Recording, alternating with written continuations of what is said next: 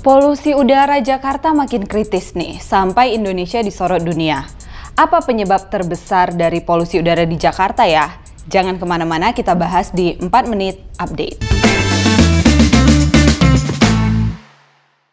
Tahu nggak kalau hingga akhir Juni 2023 ada lebih dari 638.000 kasus infeksi saluran pernapasan akut atau ISPA di Jakarta. Selain karena perubahan iklim, kasus ini terjadi berpotensi disebabkan karena polusi udara.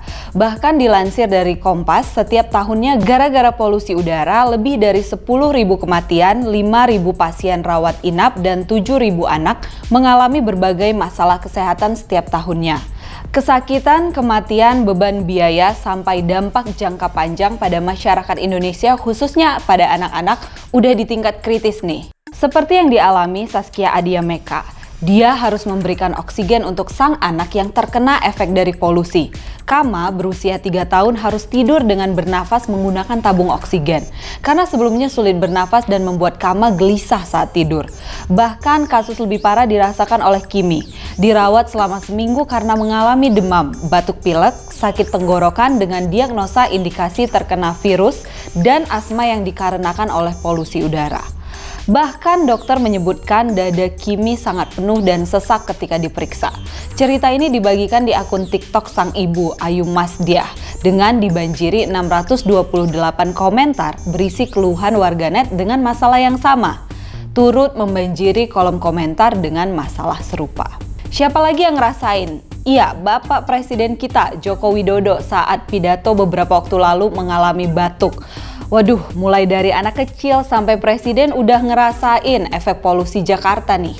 Masalah kesehatan di Indonesia aja belum sempurna banget nih. Ditambah lagi permasalahan polusi udara gini. Makin banyak deh PR negara. Tapi tahu nggak kalau transportasi dan industri ternyata menghasilkan partikel berukuran kurang dari 2,5 mikrometer yang bisa masuk ke sistem pernapasan dan mengendap di paru-paru bagian dalam. Akhirnya akan menimbulkan iritasi, batuk-batuk seperti yang kemudian menurunkan fungsi paru-paru, kesulitan bernafas, serta memperparah penyakit asma, juga menimbulkan bronkitis kronis hingga serangan jantung dan kematian dini bagi penderita penyakit jantung dan paru-paru. Dari laporan Pemprov DKI dan Vital Strategis, organisasi global di bidang kesehatan, sektor transportasi dan industri lah yang menjadi penyumbang terbesar untuk polusi udara di Jakarta.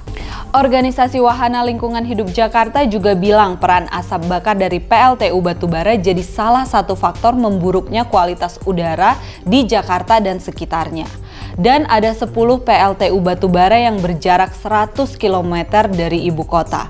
Karena hal ini, ada 4 perusahaan yang dihentikan operasionalnya oleh Kementerian Lingkungan Hidup dan Kehutanan yang diduga berkontribusi terhadap polusi udara Jabodetabek. Wah, menurut kamu gimana G-Friends?